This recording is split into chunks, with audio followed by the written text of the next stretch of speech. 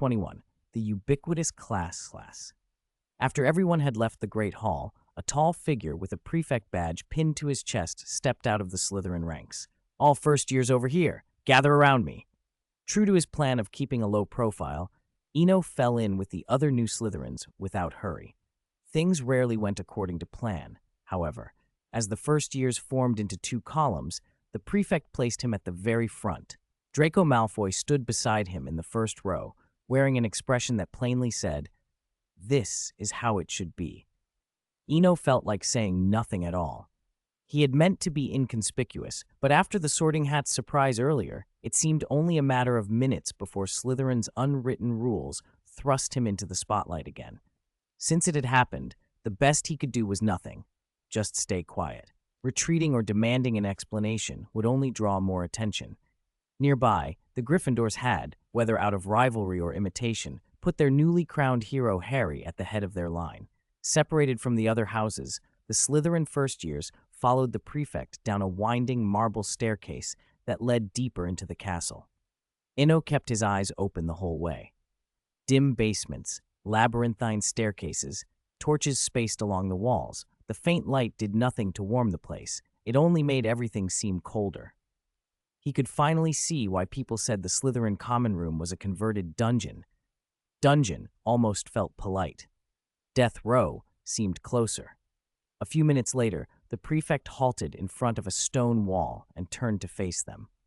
"I presume you've all memorized the route you just took, haven't you? The first step to finding the Slytherin common room is to be able to find this stone wall. And the second step? How do we open it?"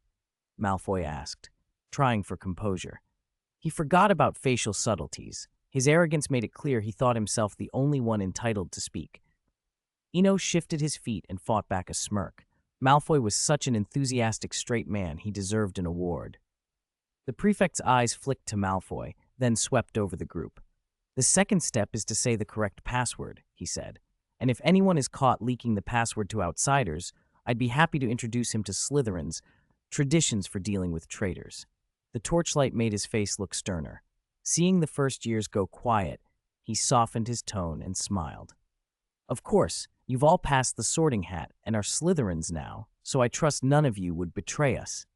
This month's common room password is Glory." As he spoke, the stone wall slid open with a grinding sound, revealing a narrow crack just wide enough for one person to pass through. It was like the way the leaky cauldron opens a passage to Diagon Alley. Different surroundings, same sort of secret entrance. The first years filed through in order. Inside, Eno's first impression of the common room was mystery. The hall was rectangular, lined with luxurious chairs and velvet-covered sofas along the passages. At the far end, a transparent wall looked out onto the black lake. If you peered, you could see fish swimming in the dark water. Dominant shades of deep green against the lake made the place feel like a submerged shipwreck. Once everyone had adjusted a little, the prefect began assigning dormitories. The castle was large enough, or the dungeons empty enough, that dorms ranged from 2 people to 6, reinforcing Slytherin's strict sense of hierarchy as an unspoken rule. Eno Swinburne, Draco Malfoy. As usual, Eno's name was called first, and he was assigned to the same dormitory as Malfoy. He muttered under his breath, "Just let it be destroyed. I'm tired." He wondered why a house so obsessed with bloodlines would put a relatively unknown Swinburne before a name like Malfoy. He knew where his surname came from. An old matron at the orphanage had invented it for his 6th birthday, pulling it from a storybook. Half an hour later, the prefect finished the assignments, offered a few last rules, and left. The first years relaxed instantly, no longer standing stiffly. They began to chatter, and some ran over to speak with older students lounging on the sofas. Similar faces and hair revealed family ties at a glance. Eno had no interest in that welcome party drama. He just wanted to get to his dorm and quietly think over the farce of the sorting ceremony. Ignoring the curious looks, he walked straight to the room he'd been given. After he left, the common room buzzed. "Draco, were you and Swinburne in the same compartment on the train? Tell us, what's he like?" Pansy demanded. The question hushed the room. Even older students leaned in. Seeing everyone's attention, Malfoy swallowed the refusal he'd been about to make and basked in being the center of attention. Ahem. I don't know him well, but the moment I saw him, I knew. We're the same sort of people. True Slytherins, he said. For the next while, he filled in details, guesses, and deductions piled into confident statements, and his speculations, polished with a little arrogance, passed for established fact. 22. The first divination in the castle. Achoo! Achoo! As soon as Eno stepped into the Slytherin dormitory, he sneezed several times before he even found his bed. He could already imagine the conversations outside. After all, he had upstaged Malfoy at the sorting ceremony and stunned everyone in Slytherin. Figures, people will talk, he muttered. He rubbed his sore nose and took in the dormitory. An emerald green floral velvet carpet ran the length of the room. 2 single beds of pine stood apart, thick dark green curtains hanging from each bed, at least 2 centimeters thick from the look of them, promising absolute privacy when drawn. There were lamps, a ceiling, bookshelves, desks, a sofa. Everything in the room was green or some cool shade. Yep, very Slytherin, he thought. He found the nameplate with his surname on one of the beds and flipped over onto it. The mattress was so soft it made him forget his worries for a while. In the Gryffindor common room, the Scarlet Lion banner drifted lazily above the long tables. Sofas and armchairs were tucked beside them. A dark brown fireplace roared on one side, and a life-size portrait of a witch hung on the other. If Slytherin gave off a chill of mystery, Gryffindor felt warm and bright. I thought it was going to be a troll, not a hat, Ron grumbled from his bed. George and Fred had me worried again. Dean Thomas, sitting nearby, said, "Be glad you've got brothers at school. 3 of them. Beats us. We could get picked on any time." Dean knew the value of having buddies around. His father had died early, and he'd been raised in the Muggle world with his mother. Harry, who was listening, nodded. "You're right. Dudley never dares mess with someone who has brothers," he said. "All right, maybe you have a point," Ron conceded, not wanting to push the subject. He moved on. "Did you lot see that black-haired Slytherin at the sorting? The hat took less time with him than with Malfoy. It didn't even sit on his head. Malfoy's bad enough, but their family, you know. My gran always says a house doesn't make you good or bad. Your heart does," Neville offered. "What else did your gran say?" Ron scoffed without turning his head. "Probably just comforting you so you wouldn't be afraid of ending up in Hufflepuff." Actually, Neville's got a point. Andy chimed in with his usual contrarian streak. "It's like when they put us into classes back at primary school. There wasn't an excellent class full of excellent kids." Seeing the mood shifting, Harry jumped in. "You lot tired?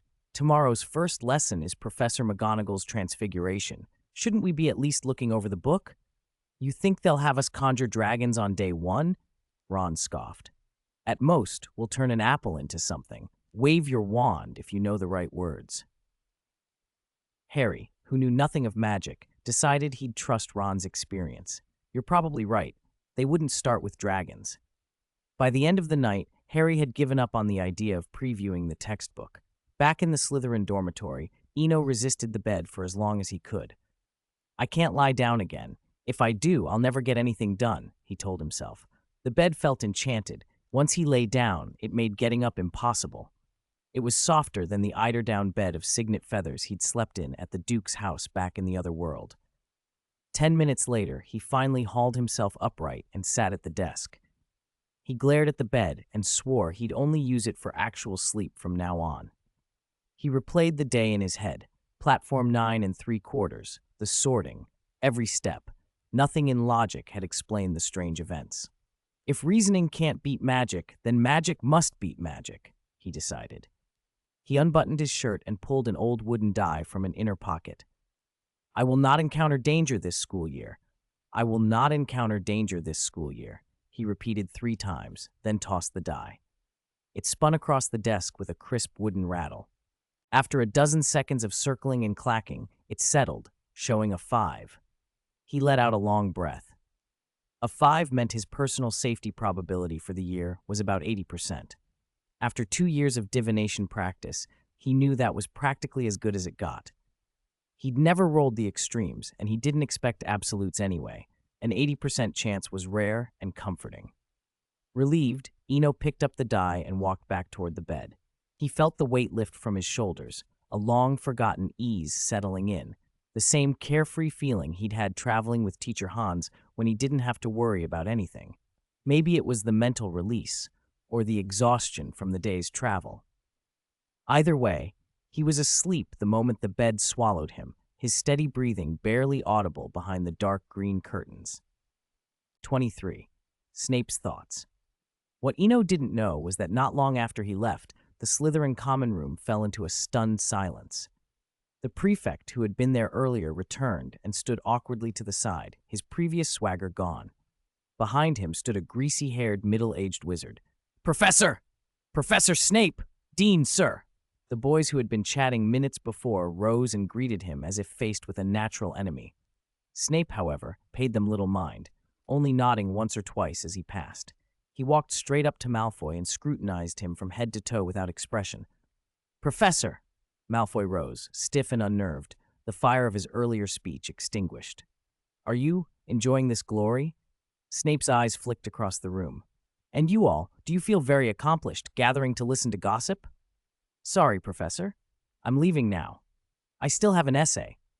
At Snape's reprimand, the chatter dissolved and the common room emptied in moments. Even those who had genuinely been writing packed up and went straight to their dorms. Malfoy remained, tense, not because he wanted to stay, but because, as the only student singled out by the professor, he could not leave until dismissed. A few minutes later, the vast Slytherin common room had only 3 people left. "Lucius wrote asking me to look after his exemplary son," Snape began, looking at the flustered Malfoy. He would have preferred to say nothing more, but he could not ignore Lucius's request. "From now on, do as you please, but do not let me hear you gossiping behind people's backs again." "Professor, I understand." Malfoy nodded as if granted permission, then fled back to his dormitory as soon as the door opened. When Malfoy had disappeared, only Snape and the male prefect remained. "Mond, be discreet from now on. Your usual methods may continue, but be mindful of how you use them." Prefect Mond Eccles of the ancient Eccleus family understood immediately. "Be quiet" meant Slytherin could no longer be as boisterous as in previous years. "Pay attention to the means and methods" was an unmistakable instruction to curb their traditional practices. He was reluctant, but knew the situation left him little choice. "I understand, Mr. Snape." As Prefect Mond's figure faded into the corridor, Snape stood alone. After a long moment, he raised his sleeve and examined his arm minutely, then let his hand fall. At the sorting and the feast earlier, a face from his past had been brought to mind, someone he had admired as a student. During dinner, he had seen those amber eyes again. Where others might have seen purity or clarity, Snape had seen falsehood, like countless secrets lying beneath a dark blue sea. Years ago at Hogwarts, he'd once encountered someone with the same black hair, the same gentle grace and mild, almost perpetual smile. When the two faces overlapped in his mind, Snape felt an inexplicable tremor. That, more than anything, explained why he had come to the common room after the feast. As Slytherin's head of house, he had to consider his students' safety. This year, everything at Hogwarts felt off. The new students, the professors, even the headmaster, and he intended to nip potential dangers in the bud, including the house prefects. Customary, small actions. If that meant sacrificing 6 straight House Cup wins, so be it. September 2nd, 1991, Thursday. Early morning. Eno opened his eyes reluctantly to a flurry of light knocks and a familiar voice. "Thank you, Draco. I'm awake." "Good. There's still half an hour until class, so you'll have time for breakfast. I picked up your timetable. It's on the table." Draco Malfoy rushed off as soon as he'd finished speaking, the door closing with a bang. Eno smiled wryly. Seeing Draco in such a fluster, he could guess the boy had gone down to the Great Hall early to stage an accidental encounter with a certain famous boy. "What favoring? I need to buy an alarm clock," he muttered. He checked the pocket watch on his bedside table. 8:30. Draco was right, half an hour until class. But he knew that the time would barely cover washing, dressing, and wrestling the moving staircases. If he wanted to be on time, there would be no breakfast. 10 minutes later, he was dressed in his new robes and had the timetable Draco left. Charms, not transfiguration. It wasn't what he'd expected. Movies always made the first lesson transfiguration for Gryffindor and Slytherin together. But this was real life, full of variables. Eno prized charms above most other subjects. Professor Flitwick's first impression mattered. He wanted every chance to win special tutoring later. A Slytherin getting extra help from a Ravenclaw tutor would be difficult enough. Being late on the first day would make it worse. He grabbed a piece of dry cheese from his trunk and ran. 8:50 a.m. Phew, made it. Good thing Professor Flitwick isn't here yet, Eno muttered at the classroom door. After fighting the stairways, he stepped into the Charms classroom to find many students already seated, especially the Ravenclaws with their blue-trimmed collars. Mr. Swinburne, front row, please. Before he could choose a seat, a tiny figure mounted the lectern steps on a small ladder, Professor Flitwick himself, smaller than 2 feet tall.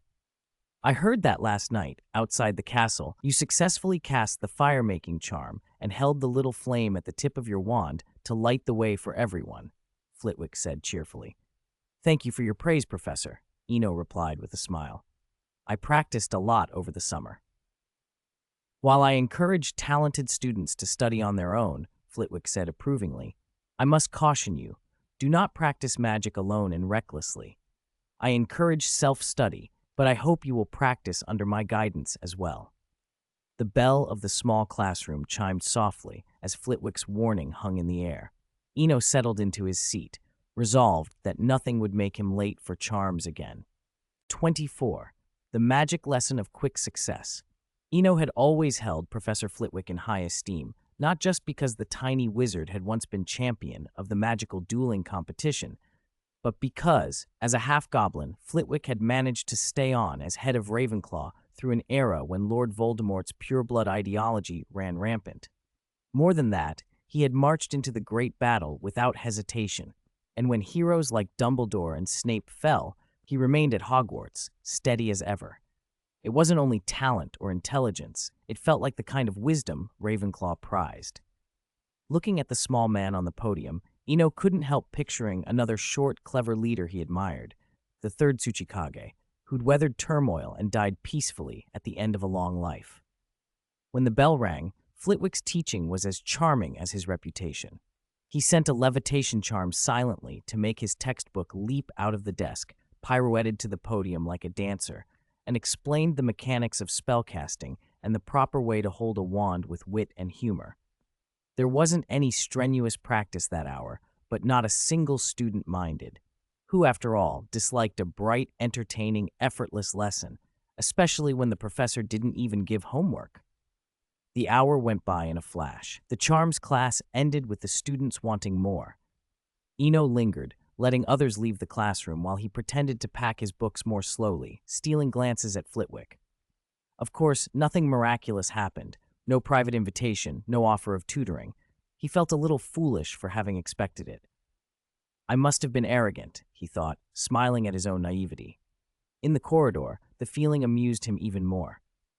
Read enough stories and you start to expect miracles. You imagine you'll always be seen in a special light. At the corner of the hall, Draco Malfoy was talking with Goyle and Crabbe. Their eyes met and Malfoy called out, Hey, Eno, I thought Flitwick would keep you behind. Didn't expect to see you out so soon. Eno, was I that obvious? He sounded tired. Malfoy snorted. You mean from earlier? Only those Gryffindor thickheads wouldn't notice. Potter, Scarhead, he's in Gryffindor, and he'll be eaten up by them. You should have seen the Great Hall this morning. Eno cut him off before he launched into a long, gleeful monologue. Listen, Draco, there's a flying lesson in 2 days. You could show off and give Potter a proper lesson. Draco's face lit up. Right, Scarhead grew up in the Muggle world. He won't know how to handle a broom. I'll have my father send me my broom. Those rickety Hogwarts ones won't show off anything. He didn't wait for Eno to reply, hurrying off with Goyle and Crabbe. Eno watched him go, shaking his head, then reflected quietly. The problem, he realized, was impatience. He'd wanted results too quickly.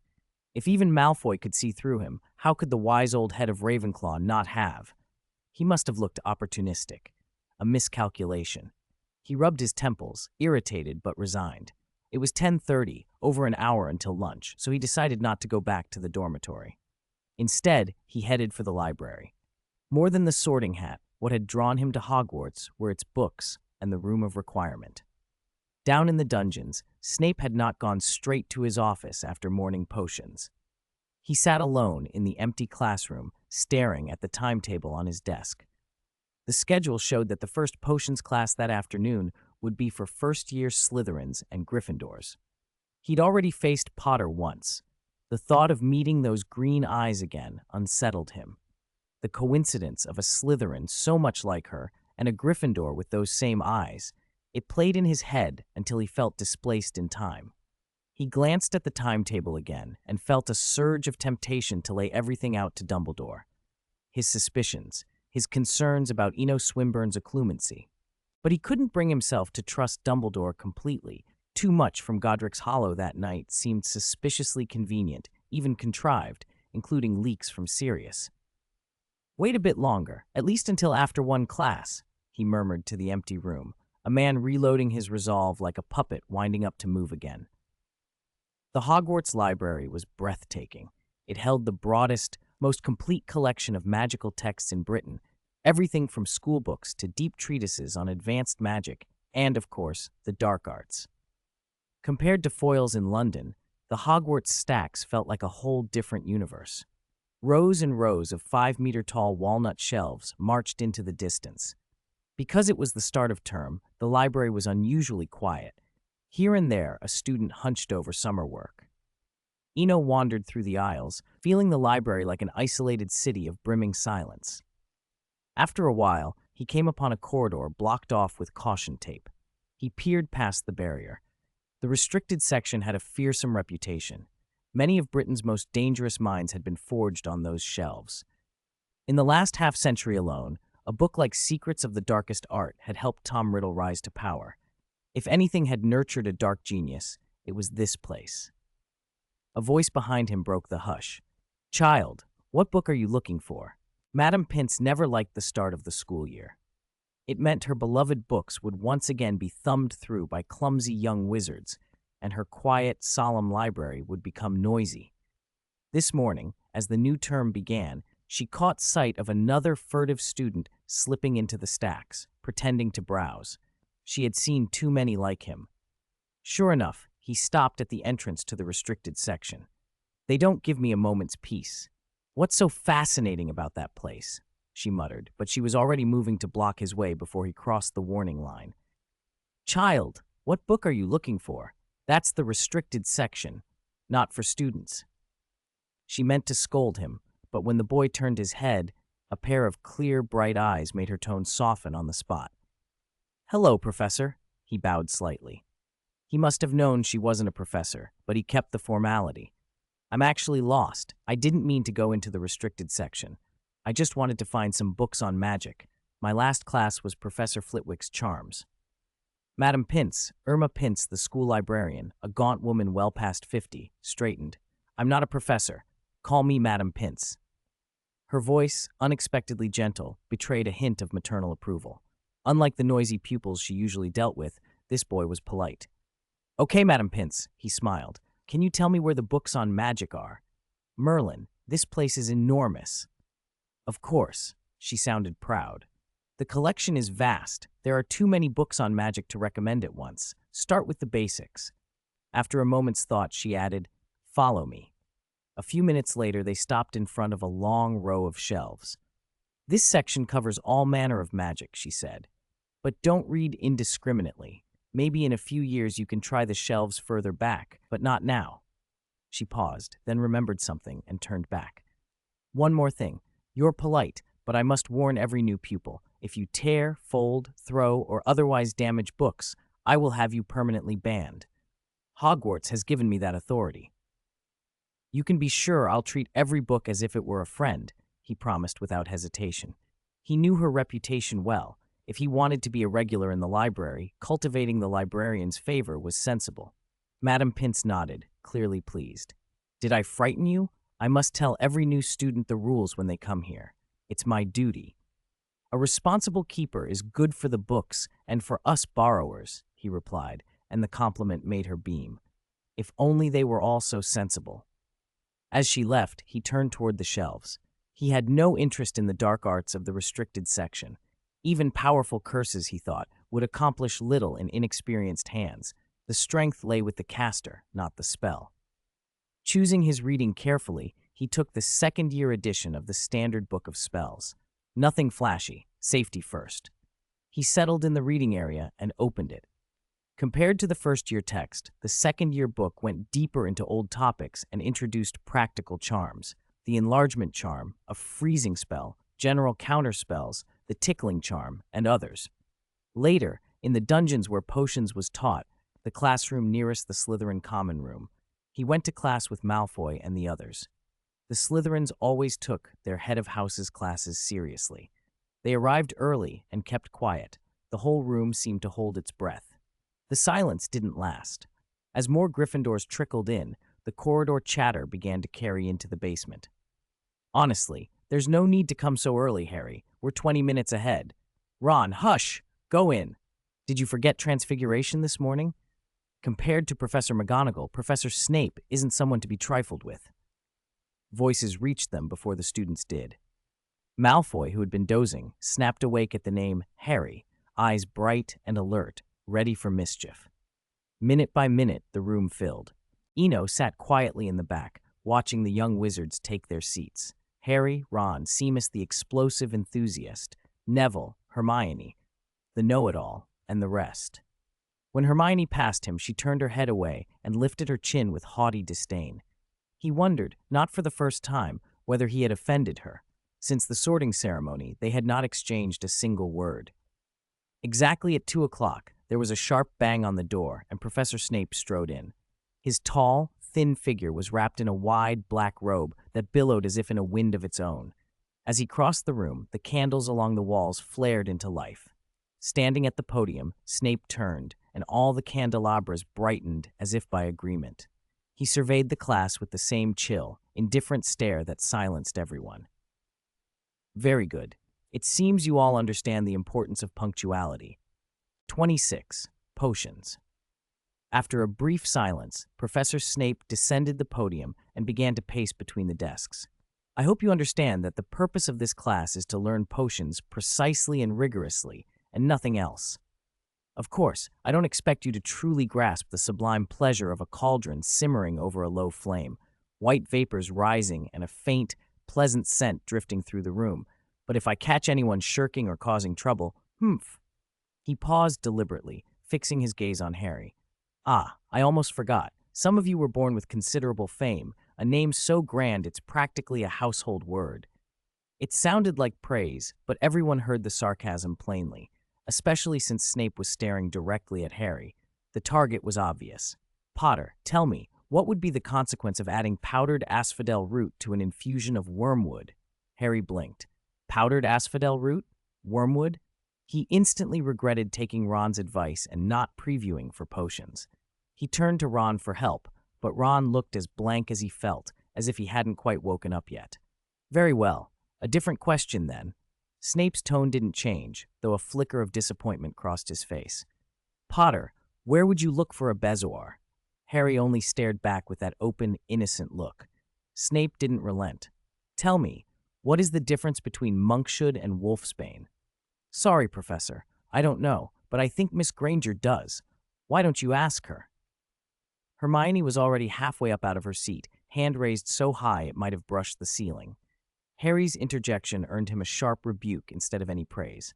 Harry Potter, disrespecting a professor. Gryffindor, -2 points. Snape's voice boomed through the classroom. He still ignored Hermione and turned to the other side. Swinburne. Swinburne, sir? A student supplied smoothly. In a single breath, he answered all 3 questions. Powdered asphodel and wormwood made the draught of living death. A bezoar is found in a goat's stomach, and monkshood and wolfsbane are essentially the same plant, both aconite.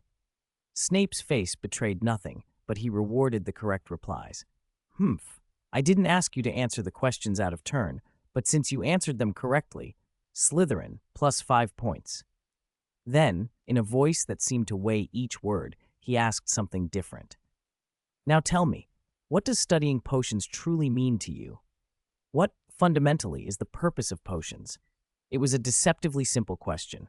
Snape was testing motives, whether someone studied potions for money, fame, power, or darker ambitions. He wanted to see what answer Swinburne would give. Swinburne hesitated for only a moment. Then he spoke, quietly and plainly. Professor, potions are a means to prevent tragedy, to ease the suffering of those in pain, to heal injuries.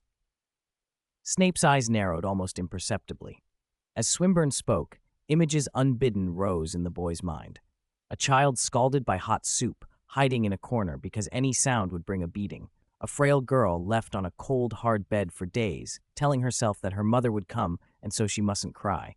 Nights of muffled sobs in an orphanage, faces that disappeared in the spring because their injuries had been too severe. The memories came like a reel of film, ordinary suffering that no magic had yet cured. Unseen by the class, Snape had quietly cast legilimency and at the same time locked his own mind with occlumency, both to shield himself and to see with clarity. He watched the images cross the boy's mind and understood the motivation behind them, a desire to be a miracle for the ordinary, to spare others the helplessness he had witnessed. For a moment the classroom was still. Then Snape's voice, unusually light, cut through the silence. Very well. An excellent answer. Slytherin, plus 10 points. He added the points, turned, and walked back to the podium without asking another question. The sudden shift left the rest of the students bewildered. Slytherins were elated.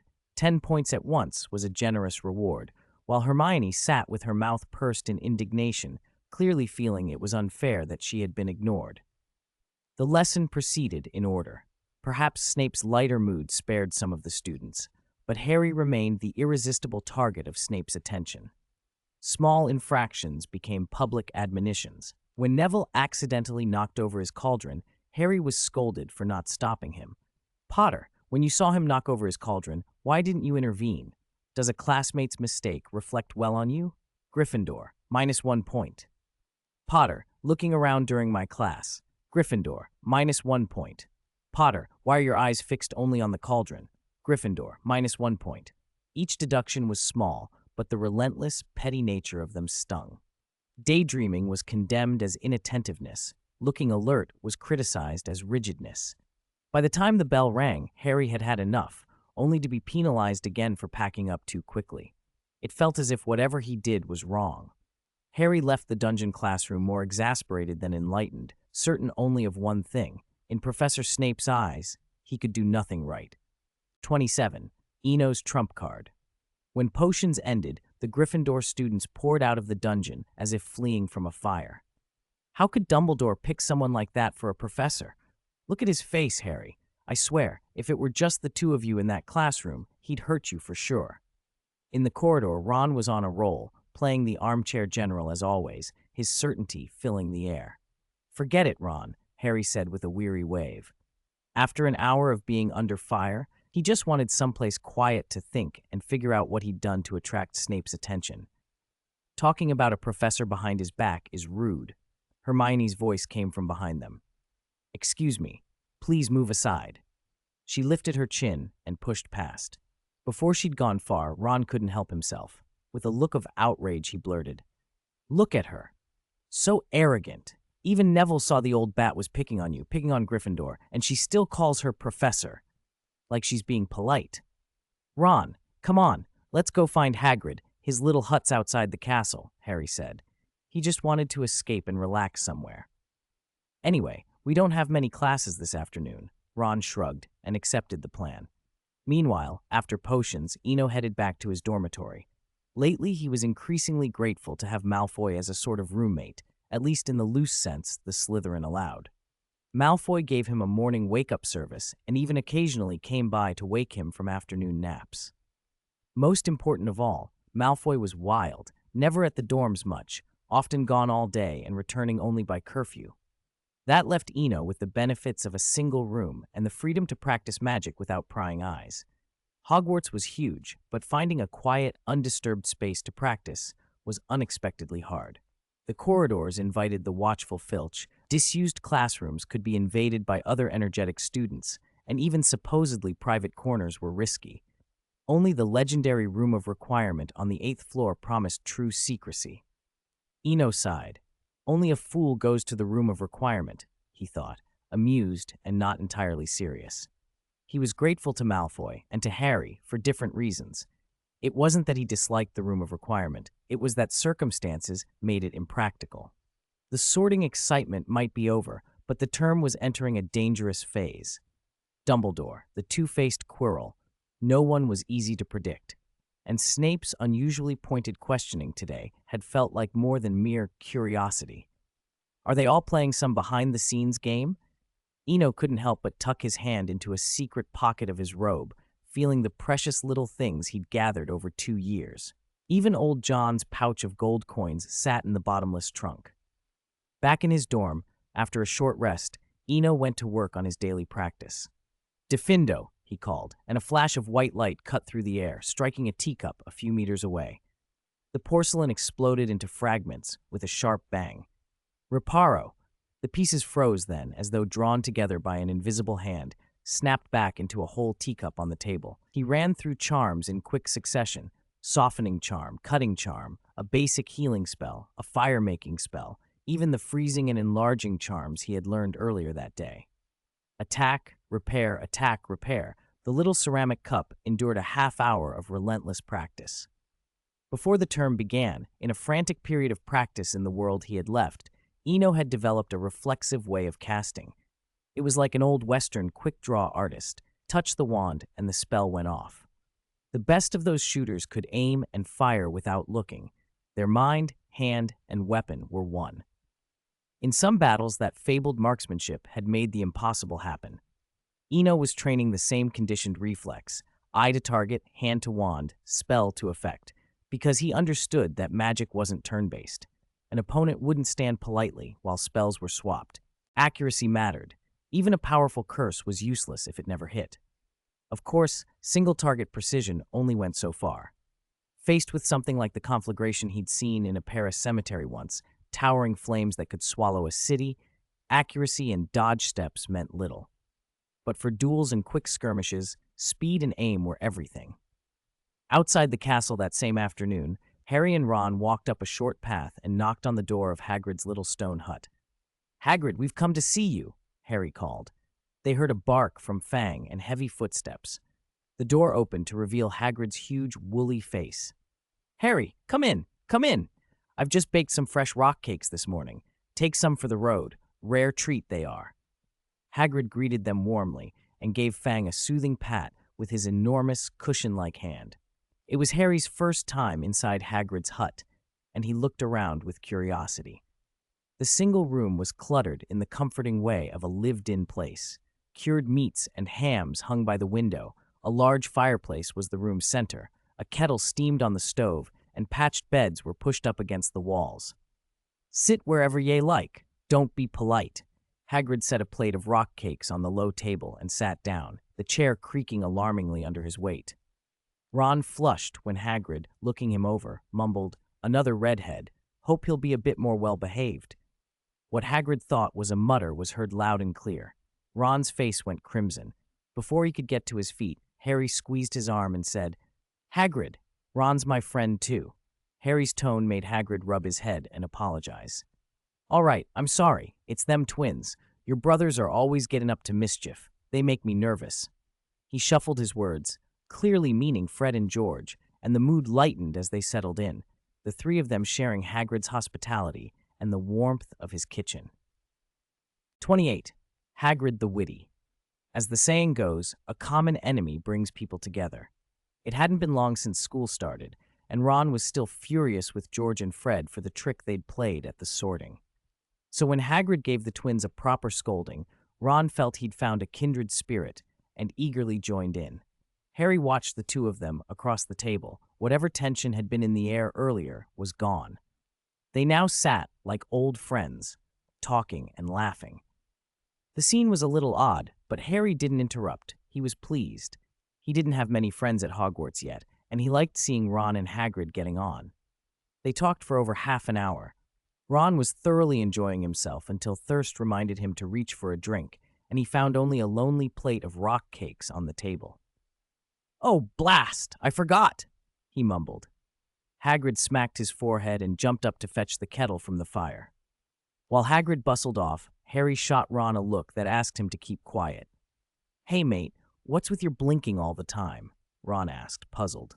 Ron, hold off on your brothers for a minute, Harry whispered back. I want to ask Hagrid why Snape keeps picking on me. I haven't done anything to him. He stopped as Hagrid returned, cradling a steaming teapot. Ron gave him a reassuring nod, letting Harry know he'd help steer the conversation. Hagrid poured the tea with a practiced clatter and settled back into his wooden chair with a creak. Hagrid, Harry began, do you know what we went through today? Snape. It was Snape, Ron cut in. You should have seen his face. If there hadn't been other people, I'd bet he would have hurt Harry, maybe worse. Hagrid blinked, and for once his answer was unexpected. Harm Harry? That's daft. I think you're making more of it than there is. Professors don't go about hurting students, especially not Snape, not in that way. But he hates me, Harry said quietly, seizing the moment. I haven't done anything to him. Before Hogwarts, I didn't even know him. Hagrid scratched at his thick beard, looking uncomfortable.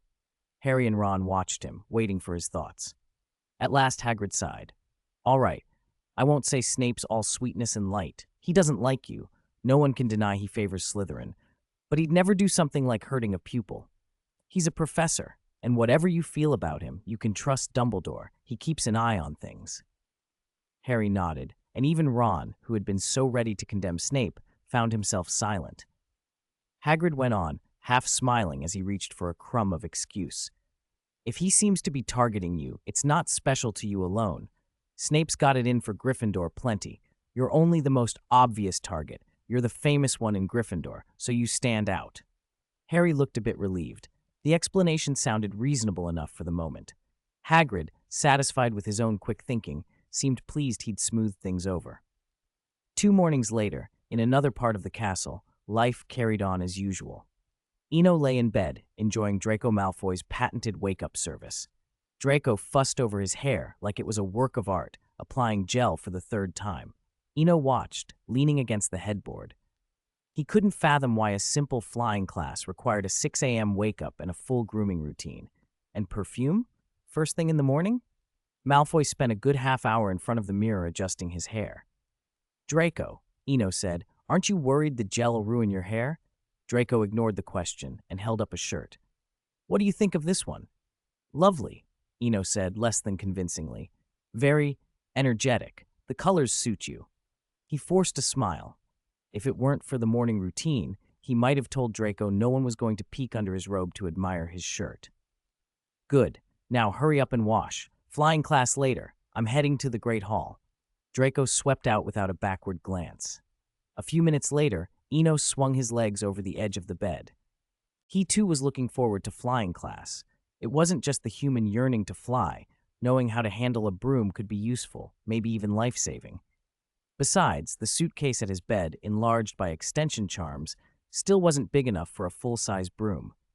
Maybe I should buy a magic carpet, he mused, if England sells them. He made a mental note to check over the summer. Meanwhile, in the Great Hall, Draco found the audience he'd been aiming for. Spotting Harry and Ron already seated at the Gryffindor table, he threw decorum aside and began to boast loudly. Before Hogwarts, I could already fly a broom like nothing, Draco announced, surrounded by admiring Slytherin first-years. Once my father took me flying, and we almost collided with a Muggle airplane. If I hadn't dodged last second, it would have been bad, might have even damaged the plane. At the Gryffindor table, Ron pretended to sip his milk, but his ears were all alert. Harry, are Muggle airplanes easy to damage? Are they not safe up there? Malfoy's boasting, Harry said decisively. I've never been on one, but if a giant steel thing came straight at you, you'd be in serious trouble. 100-foot steel giant? Bigger than a dragon? Ron's eyes widened. He couldn't imagine a flying object larger than a dragon, especially made of steel. Malfoy noticed Harry glancing over and got more animated. His stories grew wilder, dodging planes, racing dragons, traveling with thunderbirds, one outlandish tale after another in florid, boastful language. The more he talked, the more a few passing students, including Eno, paused to listen. Eno thought, half amused, that if Malfoy ever chose a different path, becoming a bard might suit him. His stories, however grand, certainly drew a crowd. The farce in the Great Hall ran on for more than half an hour, not because Malfoy had exhausted himself, but because it was time for flying. At 9 o'clock, the students gathered on the lawn outside the castle. Madam Hooch arrived on her broom right on cue, circling the group before touching down smoothly. "Before we begin," she called, "when you're in the air, you must obey my commands. If you want to fall from dozens of feet and spend the rest of the term in the infirmary, that is your choice." She let the warning hang, as all the professors do in the first lesson. "Everyone, come here. I will demonstrate once." She walked to the front and showed the correct flying posture. Just as the students were preparing to push off, a hand shot up from the crowd. "Professor, I have a question." Eno stood and looked toward Madam Hooch, drawing everyone's attention, especially Hermione, who watched him with a curious, wide-eyed expression. "That's very good," Madam Hooch said. "Ask your question now, and the rest of you, don't bring me problems once you're in the air." She came over to Eno. "All right, child. Tell me what's troubling you." "Professor, I don't understand why brooms can carry us through the sky," he said. "If it's just magic, why are there different brands and models with different speeds and performances? If it's simply magic, shouldn't they all be the same?" Madam Hooch smiled apologetically.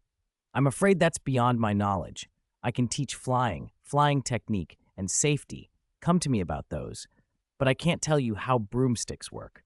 If you want answers, take alchemy in your 6th year, or look in the library." Eno thanked her. The exchange was plain and honest. Madam Hooch didn't pretend to know where she didn't. Around them, reactions varied. Many Slytherins looked impressed. Stumping a professor earns a kind of quiet respect. Gryffindor's faces were more complicated.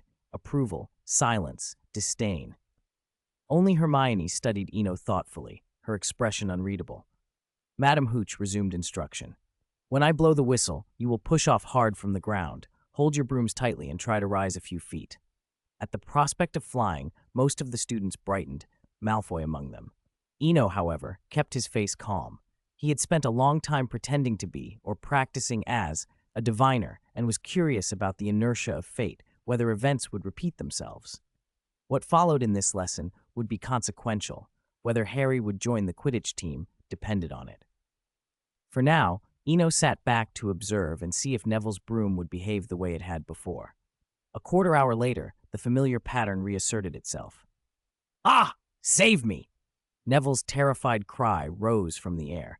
His old broom had bolted like an unbroken horse, shooting up dozens of feet in an instant. The students on the ground scattered in panic. Eno did not move. He didn't try any improvised magic, didn't leap to save Neville for the sake of points or praise. This was Hogwarts. Students falling to their deaths in plain daylight was absurd. If things went truly wrong, a student could always leave and attend some other school. He watched. Neville gripped the broom with both hands, swinging some 60 feet above the ground, roughly the height of 7 or 8 stories. For someone of Neville's build, a fall from that height might have been fatal. But as events unfolded, it turned out not to be. Neville did take a tumble, but his injuries were limited to a hurt arm. Madam Hooch escorted him to the infirmary herself, and the lesson resumed in altered form. The remainder of the morning played out like the original tale. Malfoy and Harry competed for Neville's Remembrall. Malfoy threw the Remembrall down in a spiteful arc.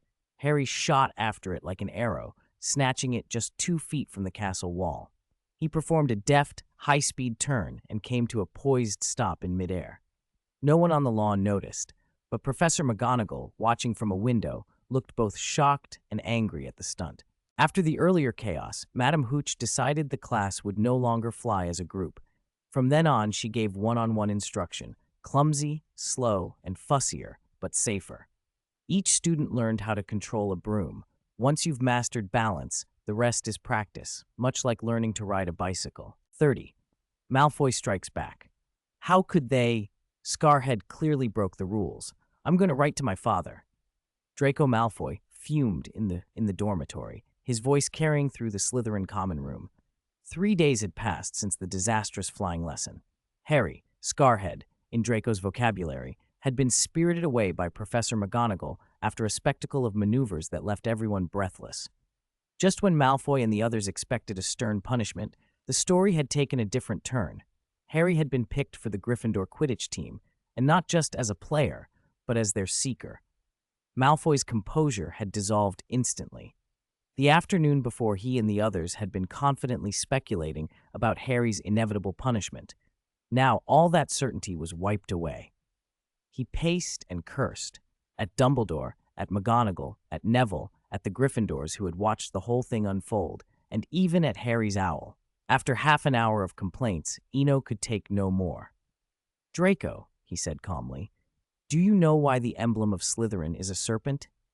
"Because when a serpent fails, it doesn't whine or give up," Eno continued, letting his voice take on the storytelling cadence that seemed to hold Malfoy's attention. "It hides in the dark, gathering strength, patience, and resolve. It studies, waits, and when the moment comes, it strikes, decisive and deadly." He painted the picture: clear, calculating eyes, a lithe, winding body, a tail always ready to flick away. Every movement suggested unpredictability, adaptability, and survival. "Remember who you are, Draco. Be a Slytherin. Don't croak like a toad." It wasn't direct lecturing, but a subtle reroute of anger into pride.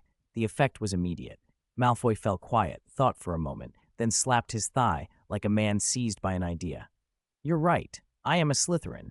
I'll find a way to give Scarhead an unforgettable lesson." His eyes gleamed.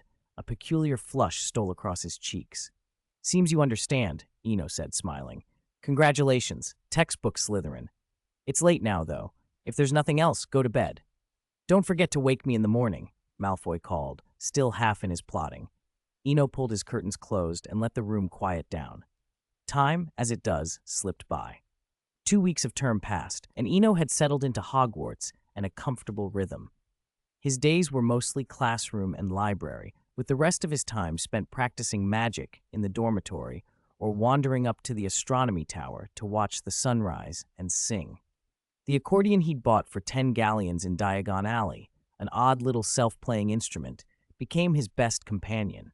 It played on its own, recognized melodies, stored arrangements, and could loop anything he hummed into sheet music.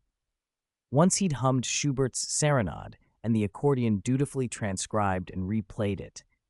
It was a pocket orchestra and a music archivist all in one. He'd also begun reading practical household magic from obscurus books. It wasn't a muggle manual about domestic chores. It was closer to an encyclopedia of useful spells and techniques, more practical even than some spell books. Slytherin quiet meant he could practice undisturbed. He sometimes thought that if he'd been sorted into Gryffindor, with its boisterous, lion-hearted chaos, even doing homework might be a luxury. Bang! Just as he reached to cue the next track, the dormitory door was thrown open. Draco practically barreled in, breathless with excitement and outrage. "I challenged Scarhead to a duel in the Great Hall. He accepted. Midnight tonight, in the trophy room." He rattled off how he'd left Harry speechless, how the Weasleys were nothing but background noise, proud and furious in equal measure. "Can you come with me? Be my assistant and help teach Scarhead and his little friends a lesson?" Draco demanded.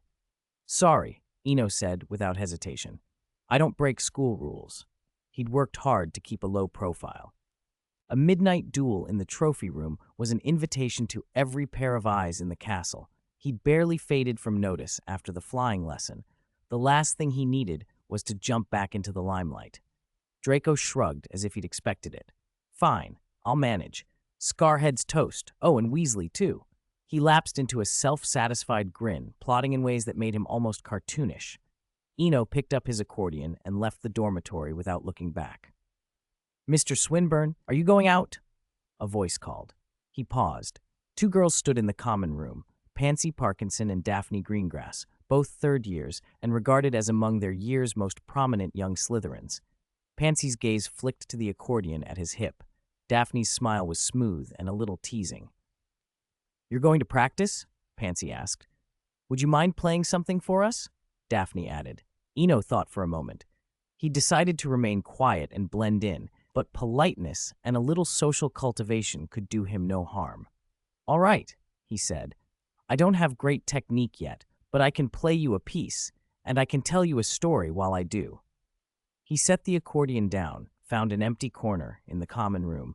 The afternoon sunlight slanted through the dungeon windows as the instrument began to breathe and play, and Eno smiled, ready to begin. 31, Midnight Duel. That night, near midnight, Eno heard a rustling in the dormitory, and a moment later the sound of a door opening. Less than 20 minutes after that, the dormitory door opened again. He smiled wryly at the commotion. Malfoy never changed, unswervingly loyal to his own petty causes. Of course, he'd be heading straight for Filch to set a trap. Let flowers be flowers, let trees be trees, Eno thought as he lay back down. Other people's dramas were not his concern. He was only a spectator. Fourth floor trophy room. Moonlight washed over the crystal cases so the trophies, shields, medals, and statuettes took on a thin, silvery sheen. The room was silent. Along the wall, 3 young wizards moved slowly. Harry gripped his wand, eyes fixed on the shadowed corridor ahead, waiting for something, an enemy, a sound, to appear at any moment. Time dragged on. It's already past midnight. Why aren't Malfoy and the others here yet? Harry asked, anxious. Who knows? Ron grumbled. Maybe he got scared, or maybe he overslept. But it's fine if Malfoy doesn't show. I don't know why we let that annoying tag-along come. He jabbed a finger at Hermione. I never wanted to be part of this in the first place. Since the start of term, how many points has Gryffindor lost? Don't you keep track? Hermione didn't take the bait. She snapped back, still sharp. This is a ridiculous idea. A duel at midnight, only you'd believe it, and only you would cheer him on. Listening to them, Harry felt faintly tricked. It being past midnight made him suspect Malfoy had played them. Forget it, let's go back. Malfoy probably won't come, he said, turning to the others. Tomorrow, I'll make sure everyone in Hogwarts knows what a coward Malfoy is, Ron said hotly. At that moment, a noise came from the end of the corridor. The 3 froze, holding their breath. After a long, tense beat, intermittent muttering drifted from the darkness. Where are those little brats hiding? Don't let me catch you, hiding in the corners. The familiar croaky voice was unmistakable. Filch, the caretaker. Let's get out of here before he finds us, Harry whispered, backing away. Before he could finish, a crash sounded behind them. A trophy toppled. No one could see who had knocked it over in the dark, but the noise had already alerted Filch down the passage. Ha! Found you, you filthy little rascals. Run! Don't look back. Hermione grabbed the boys, and they bolted. Filch hadn't seen their faces. If they could get away, they could deny everything. Heads down, they raced. Half an hour later, Harry stumbled back to the dormitory, still shaken. He wanted to go home, back to the small room under the stairs, to the safety of familiarity. He couldn't understand why Hogwarts would keep a beast the size of a car in an abandoned room in the corridor. As he was still unnerved, on the other side of the castle, on the 4th floor corridor, the door to the room where the 3-headed dog was kept swung shut on its own. A bright magical shimmer sealed the door. The wooden barrier Hermione had opened with Alohomora the night before suddenly felt impossibly solid. Slytherin dormitory, the next morning. After a peaceful night, Eno opened his eyes and found Malfoy sitting on a chair with a sullen look. Eno didn't need to ask. Malfoy had probably run to check the house hourglasses at dawn, and seeing no change to Gryffindor's points, realized his midnight duel had failed. A little disappointment was natural, but Malfoy was only 10. Moods passed quickly. After washing, he soon forgot his gloom and chattered about that day's classes. Eno, do you think Professor will teach us something powerful in defense against the dark arts today? All we ever do is turn things into needles or mess about with that blasted feather. I'm fed up. At the mention of defense against the dark arts, Eno paused. Don't expect too much. They don't teach anything advanced in first year. You'll learn a basic flare or two, mostly useful for signaling. To him, proper magical learning moved step by step. If the course began with destructive spells, it wasn't real education, it was myth. He damped Malfoy's hopes and picked up his own textbook, then stepped out of the dormitory. The thought of facing Professor Quirrell, or more troublingly, Lord Voldemort hidden there, made him reluctant. Even with occlumency to shield his mind, how effective would that protection be against someone as powerful and experienced as Voldemort? Dumbledore had warned never to underestimate the force of long experience. If one counted Voldemort's years in Muggle terms, he would be elderly, past 60, and with 7 Horcruxes intact, it was foolish to rely on luck against him. Still, avoidance wasn't an option. Sometimes the only way through was to go straight ahead. If only he knew the memory charm, Eno thought. If he could block out certain memories, he could forget everything about Quirrell temporarily. Sometimes knowledge itself was a weakness. The defense against the dark arts classroom on the 6th floor filled quickly. There was still a quarter of an hour before class, but the students were already eager. First-year wizards had been waiting a long time for this class. The name alone, Defense Against the Dark Arts, carried a certain gravitas. Slytherins and Gryffindors sat quietly, faces expectant. Even Harry and Ron, who'd been tricked the night before, sat with Malfoy in sight. They glared at one another, but for now, there was no outbreak of their usual bickering. Half an hour later, in the Defense Against the Dark Arts classroom, Professor Quirrell had done what centuries of rivalry could not. He'd brought Gryffindor and Slytherin to a rare, unanimous truce. Everyone was too glazed and sleepy to quarrel. The stench of garlic in the air had the front row squinting and rubbing their eyes, and Quirrell's nervous, halting lecturing was a soporific in itself. Eno sat toward the middle back, in the kind of seat that invited anonymity. His expression matched everyone else's, vacant, about to drift off, but unlike most, he was acting. Quirrell's whole performance was less formidable than the endless scoldings of Aunt Ayesha from the other life. It was hard to imagine it ever making a dent. Time dragged by with Quirrell's stammered recitation until, with the same timid flourish, he dismissed the class. Now, you may leave class. No homework." At the word homework, the classroom sprang to life. Students stumbled for the door in a rush of limbs and robes. Eno drifted with the crowd, relieved that he'd managed not to stare too hard at the turban or ask any odd questions. He let himself relax. He wasn't Harry, after all. He didn't expect to attract attention. Besides, whether it was Voldemort or Quirrell, they were after the Philosopher's Stone, not him. It was still early, so Eno took his time wandering the castle corridors. After the tension of the morning performance, he felt an almost greedy appreciation for the calm, ordinary pleasures of Hogwarts, pausing at windows to look out over the grounds, savoring the feeling of not needing to be anywhere in particular. Then a strained voice behind him cut through the hush. Please wait, a moment." For a second, his hand went to his inner pocket out of habit. Then he realized how ridiculous that was in the crowded daylight corridor. "Phew, why are you walking away so fast? I haven't seen you in the library these last few days. Did something happen?" The voice drew near, warm and familiar. Hermione stepped into view, brown hair in a tight bundle, bright eyes full of concern. The sight of her genuinely checking on him stirred something in Eno. Out of everyone at Hogwarts and beyond, Hermione was one of the first to show him straightforward, unsolicited care. He'd grown used to greetings with strings attached. This felt refreshingly simple. "Don't zone out." Hermione waved a pale, earnest hand in front of his face. He blinked and smiled. "I'm fine. Nothing's happened. I haven't been in the library. I've been reorganizing what I already read. Too much intake can make you a slave to knowledge," he said lightly. Hermione's expression shifted to bewilderment. "Unbelievable. I actually heard you talking about Plato. I still don't understand how you ended up in Slytherin." Before he could answer, she cocked her head and mimicked the voice he'd used at the sorting, loud and defiant. "I don't care how they sort me. Seriously, your expression back then was so punchable." "Is it?" He met her eyes and kept his face straight. "But I really didn't care about the sorting." They stared at each other for a beat, and Hermione, after a flash of stubbornness, leaned closer so he'd have to speak up. "Please speak louder. I can't hear you at all." The hallway buzzed with students, voices and footsteps washing around them. He called back, "It's nothing. I was just thinking, could I still do some fortune-telling for you later? Don't worry, I'll charge. Though I don't have many galleons, I've saved a few pounds." "Great," she beamed. "If I can't find you, I'll write to you at the Owlery." Hearing that, Eno's smile faded a little. Hogwarts was big in practice, not just in appearance, twisting staircases, hidden nooks, and without quick ways to reach someone, messages were a real problem. Students often relied on passing notes through friends in other houses. It was one of those unspoken courtesies that smoothed life between houses.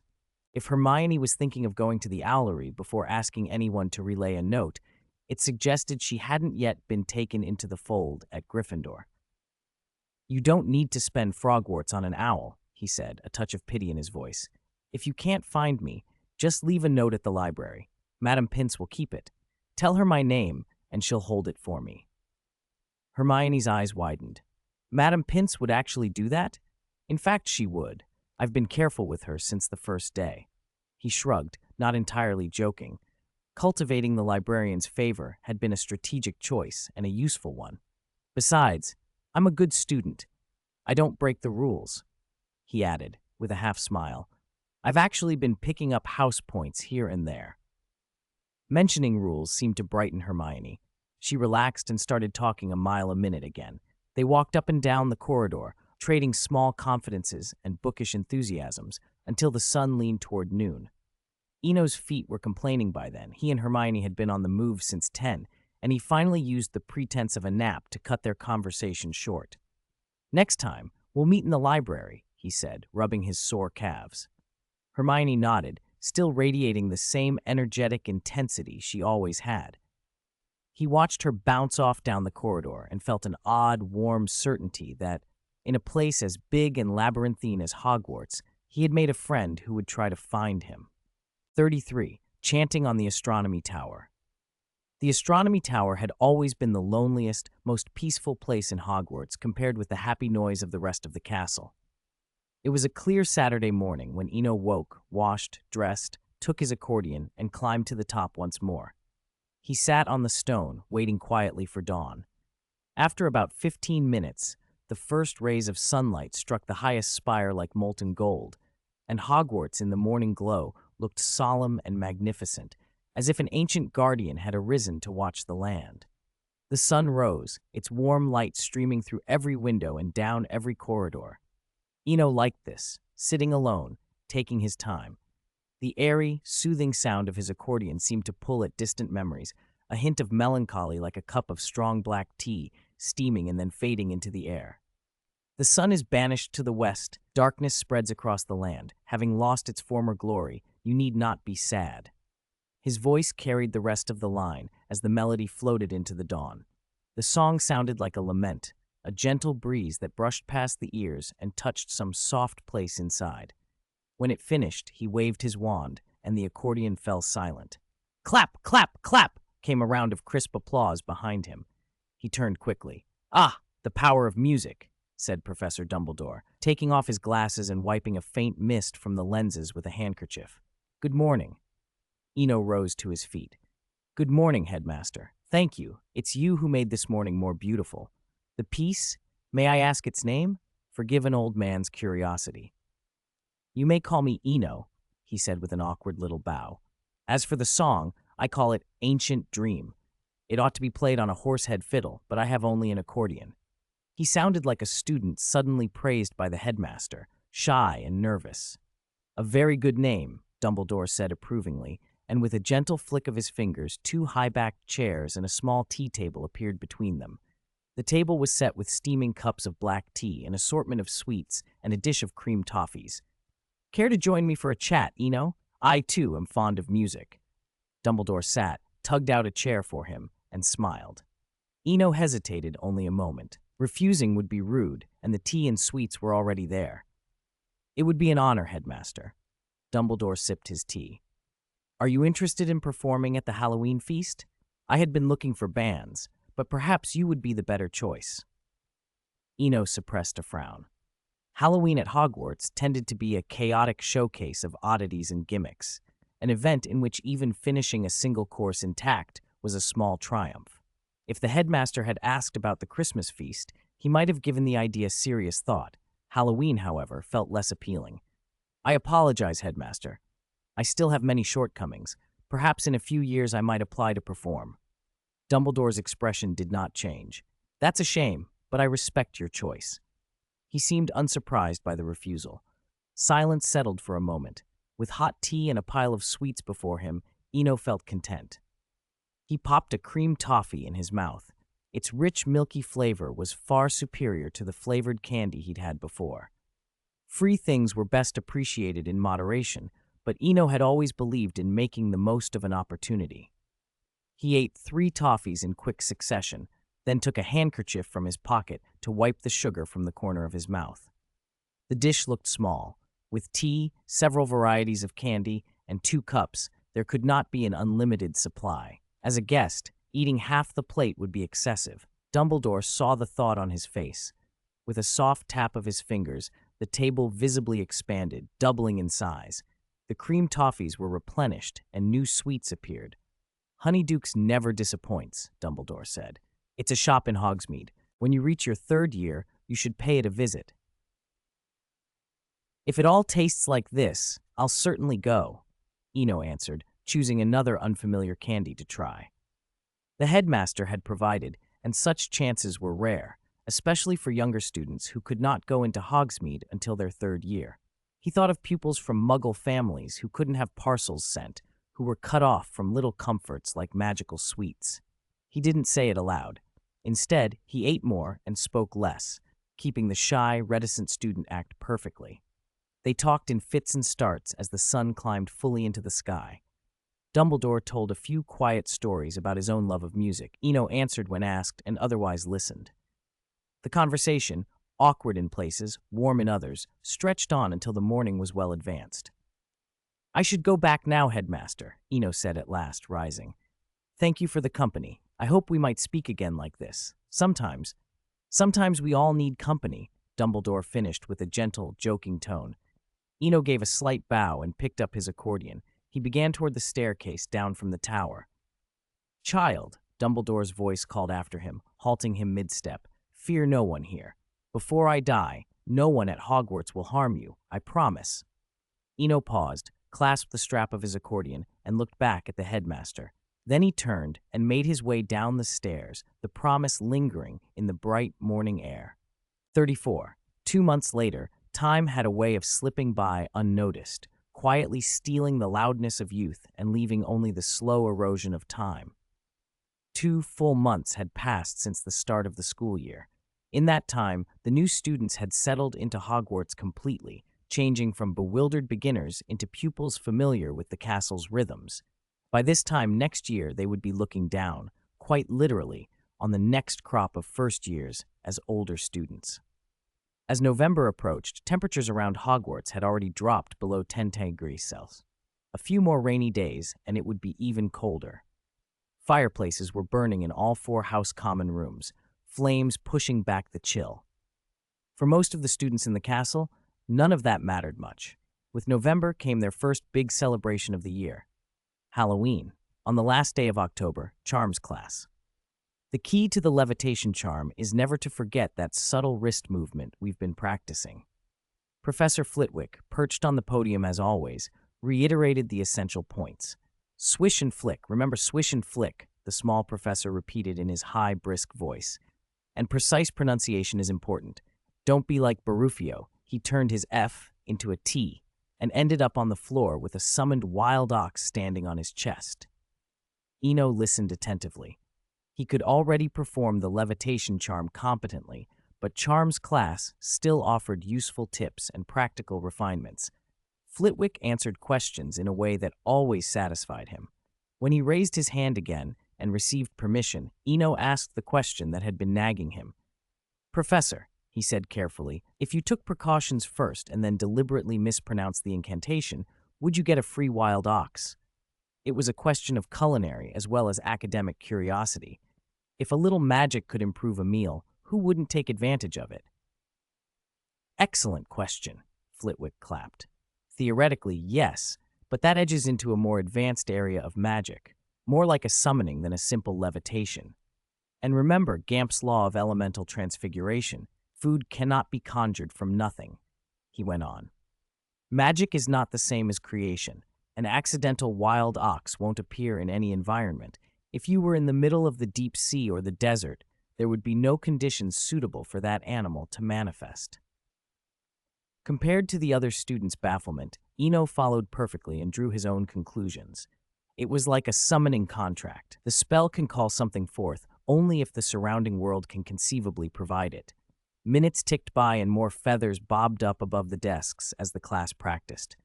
Flitwick's smile never faded. By the end of the lesson, nearly half the class had successfully cast the levitation charm.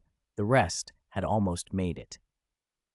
Pleased with their performance, Flitwick waved his wand and excused them from that week's homework, prompting cheers. Halloween had arrived early for many. The castle filled with the smell of pumpkin as decorations went up everywhere. The great hall, the corridors, even the moving staircases. Paper bats flapping, low dark clouds, eerie masks. It was bizarre and mysterious in equal measure. That evening, the great hall gleamed with candlelight for the annual Halloween feast. At the Slytherin table, Draco watched Eno with surprise. "Eno, are you starving?" he asked. Eno was normally slow and deliberate at meals. He never rushed. To see him devouring food so hungrily was unlike him. "Starving?" Eno looked up and, seeing Draco's expression, realized what he meant. "The steak and pumpkin pie tonight are amazing, Draco. Just eat more. Trust me." Without waiting for a response, he went back to his plate. Draco, initially skeptical, took a bite of pie and found it different in a good way. Maybe it was suggestion, maybe something else, but he liked it. A few Slytherins glanced at the two of them eating in such an uncharacteristic way, but neither Draco nor Eno was easily rattled, so the rest simply watched with curiosity. The feast continued in a festive mood until Professor Quirrell stumbled into the hall. "Troll, in the dungeons. I thought you ought to know," he said, unusually straightforward and without his usual stammer, then collapsed to the floor. The announcement threw the hall into chaos. Most of the older students kept their composure, but the younger ones were already panicking. Dumbledore's voice rose above the clamor. "Silence! Prefects, organize your houses and escort the students back to the dormitories immediately." Slytherin prefects, 5th, 6th, and 7th years, drew their wands at once. Their expressions showed that they regarded a troll as bad news, certainly, but not insurmountable. In truth, older students who held prefect positions were treated as the castle's elite. A troll posed a threat, but not an insuperable one. It was curious, though, how the ministry categorized some creatures. The troll's classification sat oddly next to creatures like unicorns, hippogriffs, and phoenixes. The Slytherin students filed out in an orderly line, following the prefects toward the common room. Eno fell in with the group, but he had no intention of taking part in any brave confrontation. He might once have worried over Hermione's safety, but after the conversation he'd had with Dumbledore in the astronomy tower, he had a clearer sense of how much control the headmaster exercised over Hogwarts. There was no need to hide, no need to be unduly fearful.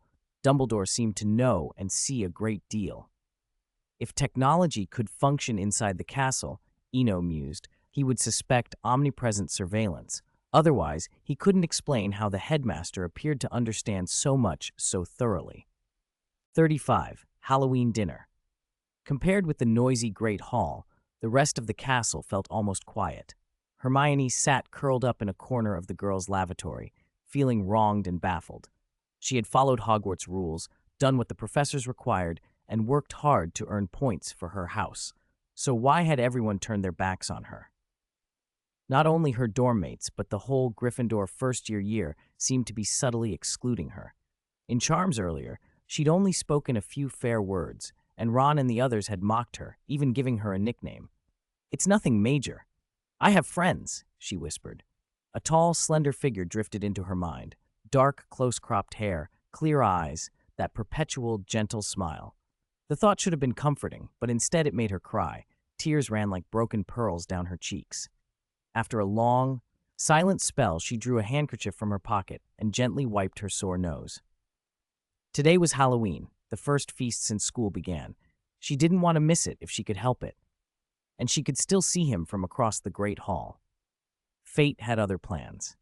As Hermione stood to leave, a huge shadow filled the doorway, and an indescribable stench hit her. A 12-foot behemoth lumbered into the lavatory, bald-headed, small, and confused eyes. "Troll," she thought, instantly recognizing it. She clamped a hand over her mouth to stifle a scream. "I hope you don't mind my missing the library tomorrow," she muttered to herself, thinking of her appointment with Eno. The troll stomped over, and with a heavy club, smashed the pipes by a tap. Water gushed out. Hermione hid in a cubicle and watched it drink, head bowed. The mess of shattered stone on the floor from the smash suddenly looked useful. Quietly, Hermione whispered the charm, Wingardium Leviosa. A fist-sized chunk of rubble rose and floated a short way in front of the tap. When she let it fall, the quiet clack of stone on tile caught the troll's attention. The creature was exactly as the book said, slow and simple.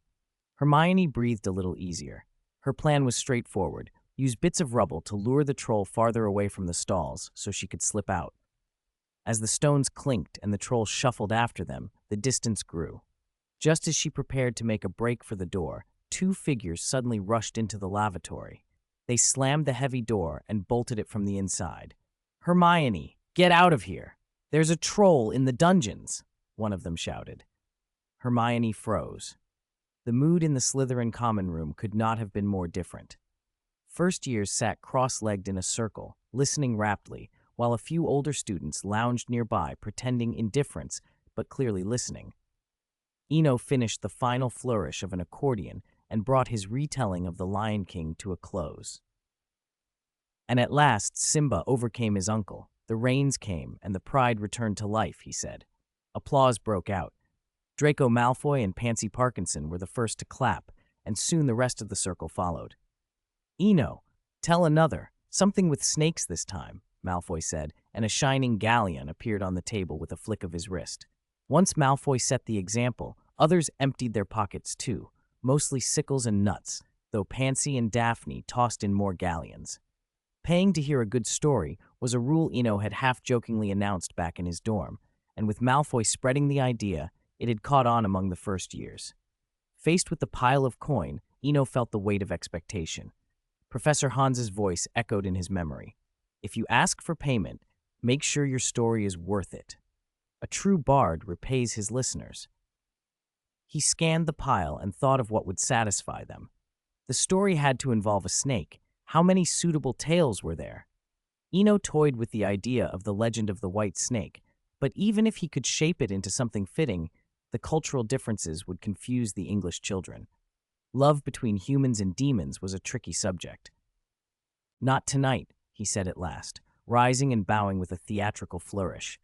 "I'll tell you a proper snake story, magic, snakes, and love, by Christmas at the latest." He had managed to build their anticipation. With that, he retreated to his dorm. Back in the dorm, Malfoy pushed the door open and dropped into a chair, one leg thrown over the other. "What do you make of the troll?" he asked. "What on earth is Professor Quirrell up to?" "I don't know, and I don't care," Eno said, keeping his tone light but honest. "I came to Hogwarts to learn magic, not to be Auror fodder." He really believed Hermione didn't belong in Gryffindor. She was bright, sensible, and only dragged along by Harry and Ron. Malfoy, for his part, had detected something odd. Quirrell was an adult wizard. How likely was it that he'd been knocked out by a troll? And when the Golden Trio started pointing fingers at Professor Snape, Malfoy had an ugly suspicion that, left to their imaginations, they would have made up even more to fill the gaps. 36. Fantasy World, A New Journey. Time flowed like an invisible river, carrying lives forward. Before anyone noticed, a full month had passed since Halloween. People always seemed to be drawn to the new and bored of the old. The sensational troll incident had already faded with time and was no longer worth mentioning after meals. In December, Hogwarts saw its first snowfall. Cold crept into the castle, and the sudden drop in temperature made everyone reluctant to go outside. The usually bustling corridors and the lively Quidditch pitch lay deserted. Facing the harsh cold, most students preferred the warmth of their common rooms, drinking tea and chatting. In the Gryffindor common room, Harry frowned over a game of wizard's chess, his fourth loss to Ron. This final game looked perilous. Harry's king was already trembling. Ron, however, lounged with a carefree air, entirely unconcerned. He even pricked up his ears mid-game, gathering gossip to amuse himself. "Mate, look, she's out again. Parvati says she's seeing someone. Some reckon it's a Hufflepuff, others say a Slytherin. If you ask me." "All right, Ron. Don't talk about Hermione behind her back," Harry cut in, uneasy. After the troll incident, the three of them had grown closer, but Harry couldn't understand why Ron seemed constantly at odds with Hermione. Ron rarely said anything to her face, but gossiping behind her back had become a habit. "I wasn't slandering," Ron protested, then let the subject drop and moved on. "By the way, it's freezing. What about Hagrid? Think he'll freeze himself to death in that hut?" On the other side of the castle, Hermione had left her dormitory and gone straight to the library on the second floor. She was fed up with her roommate's endless chatter. When a few girls gathered, there was nothing they wouldn't discuss. This time, they'd paired Eno and Cedric from Hufflepuff in some imaginary romance, debating if the two would make the better boyfriend, as if the men stood in front of them offering bouquets. Hermione walked the corridor feeling a strange flare of irritation. The distance from the common room to the library wasn't far, provided you knew how to navigate the moving staircases. Without that knowledge, anyone could spend half a day circling the same floor, but none of it troubled Hermione. With her exceptional memory, she had mastered the stair patterns within the first week. After more than 10 minutes, she reached the library's main hall.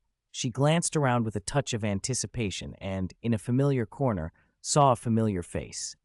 A small smile tugged at the corner of her mouth, much like the day they had met at the elementary school gate over the summer. "Phew! I thought you might not come because of the cold," Hermione whispered as she sat. "How could I? You left a note. I wouldn't break a promise," Eno murmured, lowering his voice. Being in the library meant volume control was mandatory. Even with Madame Pince's indulgence, he had only earned the right to whisper. Eno's casual reply landed differently than intended. Hermione found herself unexpectedly flushed. The small room seemed to fill with a strangely pleasant scent, something like freshly mown grass mixed with peppermint. "Hey, don't zone out," Eno teased when he saw her distant look. "Tell me, what do you want? A reading or a story?" "Can't I have other reasons for finding you?" Hermione whispered. "Of course, just tell me what you want first." Eno smiled. He had long since stopped treating these little services as a way to make money. Whether divination or storytelling, it was more for the fun of it now. Hermione hesitated, then spoke softly. "Do you know someone named Nicholas? Nicholas Flamel?" Time turned. That evening in the Slytherin dormitory, Eno opened an undetectable extension charm suitcase and carefully arranged cheeses, dried meats, an accordion, a cashmere blanket, and several magic books, things that would keep on a long, uncertain journey. Earlier that day in the library, something had trembled within him. After more than 5 months, the chance to enter a fantastical world had come again. The interval had been long this time, but he did not hesitate. He'd told Hermione he had urgent business, slipped away from the library, and prepared what he would need. When everything was packed, he drew the heavy bed curtains closed, sat by the bed, and waited. In an instant, quicker than a heartbeat, Eno was no longer in the warm dormitory, but standing on the road outside the town he had left before. When he looked back, the town where he had lived for the past month had already faded. Beyond the path lay a thin mist and indistinct grayness. After so many crossings, he had grown used to the scene. No matter how far he walked, there was no returning to the exact place he had left. Life, he thought, was the same. No way back, only forward. He adjusted the wand inside his sleeve, hefted the suitcase, and set off down the secluded path. Mountains rose ahead, and then more mountains beyond them. The sight only strengthened his resolve to buy a magic carpet during the next summer, and made him envy the idea of becoming an animagus. He didn't crave the form of a hawk or raven. Even a flying beetle would save him from the current hardships. For 7 days he walked, braving wind and cold. At first he had managed to forage a few small gifts from the mountains to supplement his meals, but since the previous day the world had been a stretch of unbroken snow. No small animals, no green shoots, only white in every direction, as if the land itself were rimed with frost. At last, the landscape shifted. Eno blinked. Up ahead, like a marker from another world, a lamppost stood in the snow. The sight struck him with a vague sense of recognition, as though he had seen it before. Before he could dwell on it, the crunch of footsteps drew his attention, light, pattering steps approaching from the snow-shrouded path. 37. The Lion, the Witch, and the Wardrobe. Footsteps echoed from a distance, and Eno went instantly alert. A lamppost in the middle of nowhere was odd enough. Those footsteps were another matter. He turned toward the sound, and with a snap of his wrist, the wand hidden in his sleeve appeared in his hand. He had to be ready. The figure approaching was eerie and monstrous, maybe 3 feet tall, only slightly taller than Professor Flitwick. But that wasn't the worst of it. It had a goat's head, a pair of sharp horns, cloven hooves for feet, and a short tail. Faced with that visage, you couldn't exactly relax. Goats, especially mountain goats, had carried dark connotations in Western folklore since ancient Greek days. Lust, mischief, even demonic imagery. Asmodeus, the demon of lust, often appeared as a horned goat. No wonder the creature looked like something out of a cautionary tale. The moment the wand showed, the goat man gave a terrified bleat. Meh! A fellow of the evil witch! How terrifying! His voice rang through the frozen forest, high and panicked. Before Eno could say a word, the goat man sprang away, two thick hooves propelling him like a gust of wind, and vanished among the trees. After a long moment of stillness, Eno sighed. I was careless. A few months at Hogwarts had softened him. He'd almost forgotten the blunt moral logic of fairy tales. Wizards and sorcerers were rarely admired in folklore. Princes, knights, adventurers, those were the heroes. A bard like him was closer to neutral, moving through stories without demanding attention. He shouldn't have pulled his wand so reflexively and scared a harmless fawn into running off. He slipped the wand back into his sleeve, opened his case, took out his accordion, fastened the straps, and slung it over his shoulder. No costume change was necessary. Plain robes didn't belong only to wizards. Satisfied, he continued down the path. Snow crunched underfoot as he wound through the dense firs. The sky was a hard winter blue. The forest was unnervingly silent. Not even a robin chirped. The silence made the earlier encounter feel more solitary, as if the goat man had been the only living thing for miles. Eno muttered to himself to keep uneasy thoughts at bay. He thought of absurd plans. Buy a magic carpet, learn to become an animagus, somehow swipe a sword from a hat and pose as a knight. Too impractical. He'd ask Malfoy to get him a good replica instead. A faint jingle reached him, catching his attention. Ding-a-ling, ding-a-ling. He checked his bearings, and a smile eased onto his face as the sound grew closer. A sleigh came into view, pulled by two reindeer the size of Shetland ponies.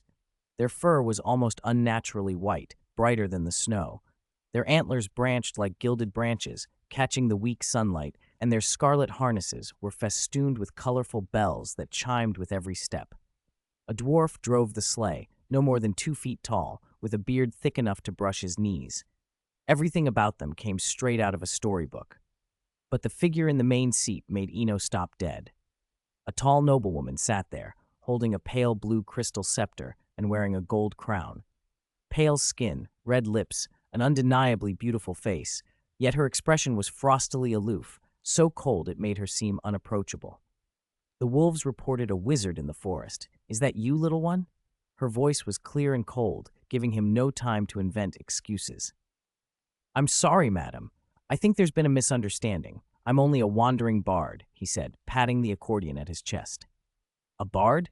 She sneered, then raised her scepter. With a flick, a razor of ice shot toward him. He couldn't believe it.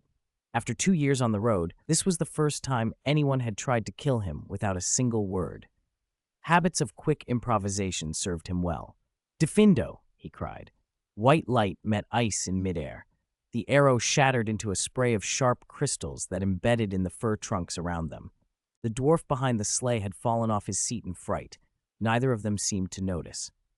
So a bard, the woman said again, a hint of curiosity in the same cold voice. Or a wizard, perhaps. Confronted, Eno dropped the pretense. Even if I were a wizard, I don't mean anyone harm, he said, gripping his wand a little tighter. The woman's tone barely warmed. Call me your majesty. Everything in the frozen lands of Narnia belongs to me. Now I command you, get into my sleigh. The name hit him like a blast of cold air. Narnia. White Witch. The lamppost, the goat man, the beavers, Aslan the lion, all the images unreeled in his mind at once. This story rivaled anything from Hogwarts, he thought. No wonder the lamppost had felt familiar. The White Witch was alive. Narnia was winter-locked. The familiar tale had not yet reached its protagonists, the 4 children, so the story's next pages were still unwritten. 38. Daily Life with the White Witch. The reindeer pulled the sleigh, galloping across the boundless ice plain. Eno sat beside the queen and from so close couldn't help but notice a slight oddity. Her skin was unnaturally pale. Face, neck, even her hands so bright they seemed to glow like flawless porcelain. Seeing her now, he understood why the kindly natives of Narnia sneeringly called her the White Witch.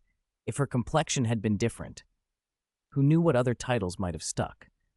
He was about to stare some more when a cold voice cut across the sleigh. "What are you looking at?"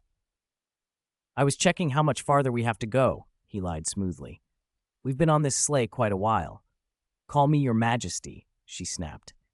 "In that case, Your Majesty, I was only checking our progress," he amended politely. No harm in changing his tone. After all, she really was a queen. The witch made an almost inaudible sound through her nose. Unnoticed by either of them, the sleigh's two silver fur runners began to glow faintly blue. Wherever they passed, the soft snow beneath them instantly hardened into a sheet of ice. If anyone had had a reference point on the featureless plain, they would have seen the sleigh's speed increase by more than a little. They raced like wind. After crossing a frozen river, the sleigh pulled up on a flatter stretch of ice in front of the White Witch's palace. Compared with the solemn towers of Hogwarts, this icebound castle felt sharp and severe. Aside from the main building, the grounds were ringed with towering, lance-like spires, a forest of slender points that made the place look like a fortress of spears. The sleigh stopped in front of the main gate. "Simon, park it properly, then tell them to prepare dinner." The witch ordered and was out of the sleigh before the dwarf driver finished. Eno followed, keeping the proper distance, a full body length, behind her. They walked down a long, narrow corridor and came to the outer doors of the great hall. The whole castle felt oddly lifeless. The corridor, the side halls, the drawbridge, the gardens, everything was glazed in ice and snow, a no-man's land for living things. The only sound was his boots crunching through drifts. Even though the witch wore 12-centimeter crystal heels, her footsteps made no sound at all. When the great hall's heavy stone doors swung open, figures flickered into view. Countless creatures stood arrayed within, sturdy centaurs, towering giants, bow-holding dwarves, minotaurs, goatmen, and other ferocious beasts. Yet every one of them held the same frozen posture, utterly motionless. "Never mind them," the witch murmured into his ear. "They're former rebels, now they're decorations in my castle." Time passed slowly. At dinner, life returned to the hall in a small way. A dozen uniformed dwarves bustled in, set the long table, lit candlesticks, placed dishes and cutlery, and vanished as quietly as they had come. Eno and the White Witch sat opposite one another. "Tell me," she said, "why did you come to Narnia? If you weren't a wizard, you'd already be another of my statues." "Your Majesty, I came with no ill intent," Eno answered, lifting his head to meet her gaze. "I'm just a wandering bard. I've learned a few spells to protect myself from bandits while I travel." She considered him for a long time, eyes fixed on him, then glanced around the empty hall. The air grew taut with unspoken things until she finally said softly, "All right, I'll believe you for now." Relief flooded through him. The pressure of being judged by the ruler of Narnia and a powerful witch was immense. Even Professor McGonagall's presence seemed milder by comparison. Perhaps only Dumbledore could match this. "Thank you for your trust," he said and bowed slightly. "When you're under someone else's roof, old habits matter." He ate awkwardly. Every gesture the witch made exemplified perfect court etiquette. She was composed and attentive, even with only two people in the hall. He had learned some manners from teacher Hans, but beside her they felt like clumsy practice. He persevered until the witch set down her cutlery, the signal the meal was over. The dwarves returned, removed the dishes, and the hall sank back into silence. "Since you call yourself a bard, tell a story," she ordered. It was a reasonable request. He'd been fed, and a tale was fair compensation. In the empty great hall, Eno told the witch the story of the little match girl, weaving in details from his own travels to give it color. For about 15 minutes, the accordion at his side wept out a mournful accompaniment. When they found the little girl the next morning, she was already dead, frozen to death on a cold Christmas. A smile hung on her lips, her tiny body curled in a corner as if she slept and dreamed a beautiful dream. As he finished, a sudden, violent gust tore through the great hall, blowing candlelight and napkins, sending furniture clattering. He snatched up the accordion and scrambled behind a giant statue, bracing himself so the blast wouldn't topple him. "Frozen to death?" the witch's voice thundered. "So you blame the winter? If it weren't for that irresponsible father and that scoundrel uncle, would she have died? Frozen to death? So you blame the cold? Would she have died if not for her irresponsible father and that villainous uncle? The White Witch sat on the high throne, regal and colder than ever, her voice stripped of any warmth. The great hall fell silent. Even the broad plains beyond the castle seemed to answer her mood. Crystalline snowflakes drifted from the rafters as if summoned by her will. Her power, the power to freeze Narnia, showed itself in a small, terrible way. Watching it, Eno understood that their previous clash must have been restrained on her part. The snow in the hall thickened, and the wind began to howl, the flakes knitting into the edge of a storm. Eno, crouched behind a giant stone statue, suddenly regretted having told such a tragic tale. He had assumed a villain like the White Witch would relish tragedy framed in ice and loss. He had not expected her to grow so angry, or for the weather to answer her so literally. For 10 seconds, the room held its breath as the blizzard threatened to form. Then the White Witch spoke again from her throne. "Don't tell me those stories again. This time, it's all right." Her words cut through the swirl like a blade.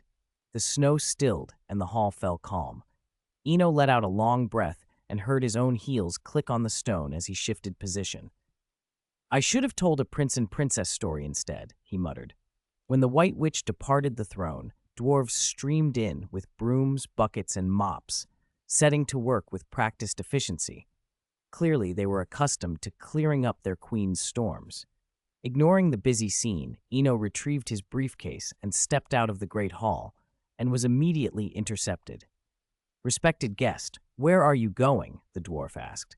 Eno recognized him as the queen's old coachman, Simon, or something like that, a half-acquaintance. "After attending Her Majesty's banquet, I shall be leaving," Eno said, crouching slightly to meet the dwarf's eye. The dwarf smiled like a man reciting courtly politeness, and then spoke the exact opposite.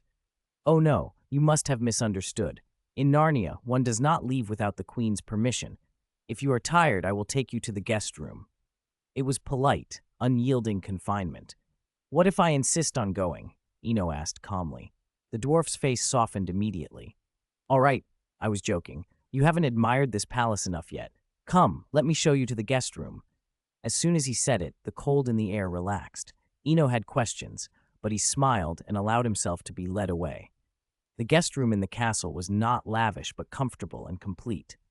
Once certain he would not be disturbed, Eno reached into an inner pocket, hesitated, and drew out an ancient-looking die.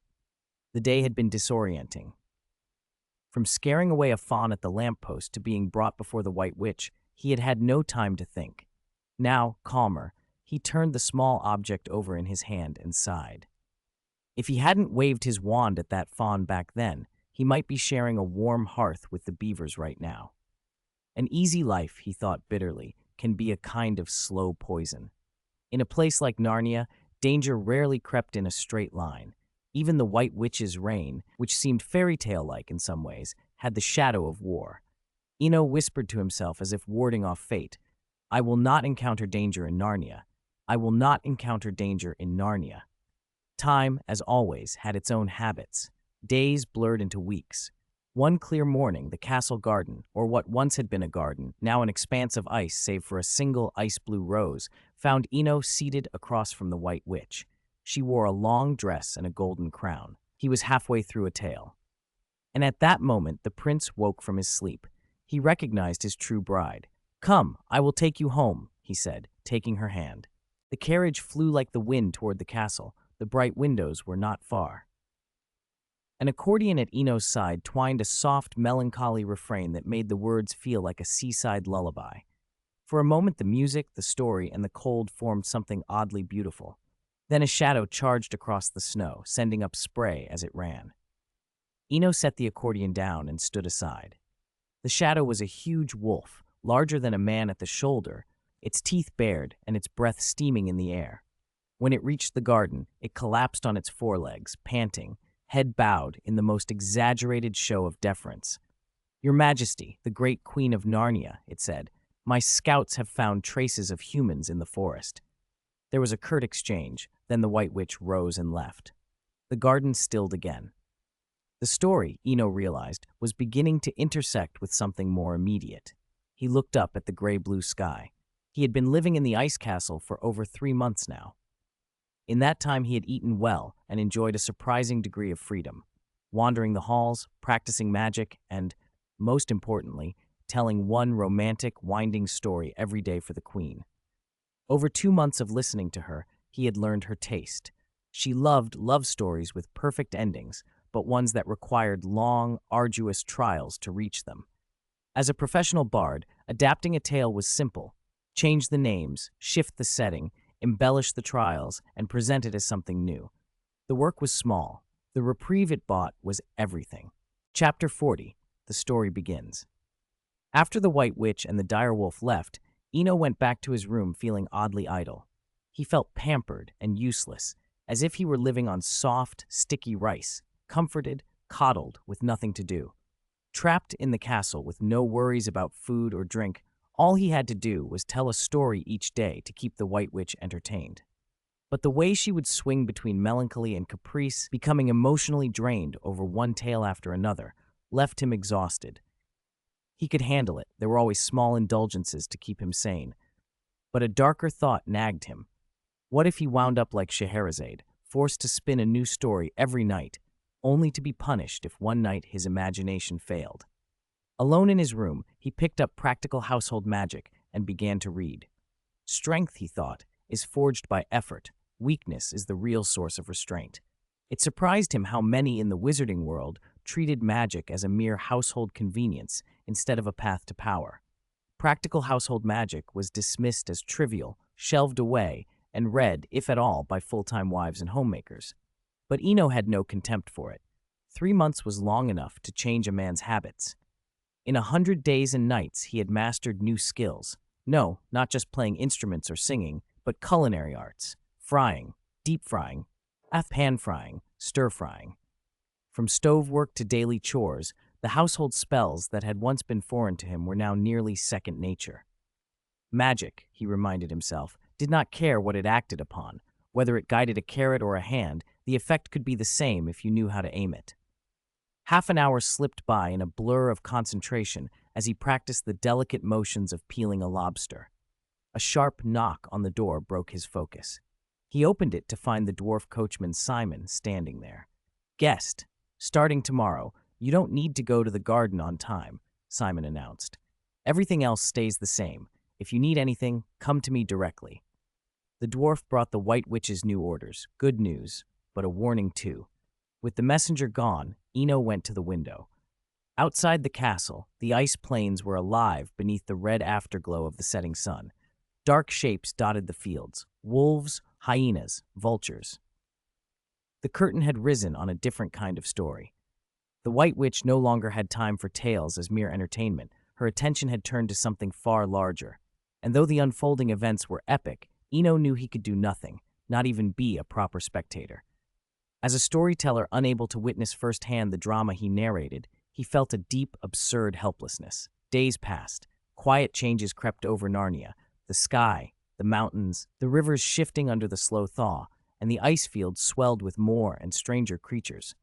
What had begun with scout wolves and vultures now included minotaurs brandishing giant axes, towering polar bears, and even 20-foot giants. The black mass of troops rolled on, a visible proof that the White Witch was mustering every force she could command. Inside the castle, Eno kept to a peaceful routine. Meals in the Great Hall, and then long hours practicing spells indoors. He stayed unconcerned and asked few questions, but the calm did not last. On the dawn of the 7th day, there was another knock at his door. He found himself in the castle garden facing the White Witch again. She seemed more formidable than before, an intensity about her that pressed on the air. In one corner of the garden, a single flower, an ice-blue rose, sat, its petals growing more crystalline by the day. Eno greeted her softly. She did not turn her head. For a long time, she sat motionless, staring at the flower. He sat beside her and fell into the shared silence. In moments like this, silence felt like the only proper response. Finally, she spoke, her voice cold and clear. "Spring is coming to Narnia. The snow is melting. The rivers are waking." Eno kept his mouth shut. The less he said, the better. After another pause, she went on, speaking almost to herself. "For hundreds of years, you are the first person to live in this castle and remain unharmed. A cold shudder ran through him. The castle's halls still held statues of the living, turned to stone. He had no desire to test any old tradition. He pictured her suddenly deciding he must be sacrificed for failing some unspoken rule. He was already thinking of escape routes when her next words made him breathe easier. "Do you know why?" she asked. "Because you are the only one who is neither hostile nor flattering toward me. That intrigues me, and you have not disappointed me. The stories you told later were interesting and wonderful." "Thank you for your praise, Your Majesty," Eno said, careful with his tone. He had learned when silence served and when to respond. The White Witch's next observation surprised him. She advised him not to twist a tale to suit her. "A tragedy is meant to be a tragedy," she said. "If you force it into a comedy, it will only be awkward." She turned her gaze slowly up to the sky. "Are you afraid? If so, you needn't be. If I had truly wished to harm you, I would have done so long ago." Her words were measured, carrying a weight that brooked no contradiction. "Besides," she added, "with your half-baked tricks, you have no chance of resisting. You know that. Even if fortune favors you, and you know some divination, you are no match." Eno felt exposed under those depths of blue. Her eyes, sapphire pools that seemed as infinite as the night, cut through any pretense. After 3 months, she felt suddenly like a stranger, not the naive literary girl he had imagined, but someone who had seen much and chosen to speak little, content to observe others' performances. He swallowed the compliments he had been ready to invent. Instead, he said quietly, "Your wisdom is admirable, Your Majesty." For the first time, he heard her laugh, clear and bell-like, a sound that rolled across the garden and somehow lifted the chill. The laugh faded, leaving a small warmth in its wake. "Go," she said then. "Leave this place. Leave the castle wherever you want." Outside, Narnia was changing fast. Inside, a different chapter had just begun.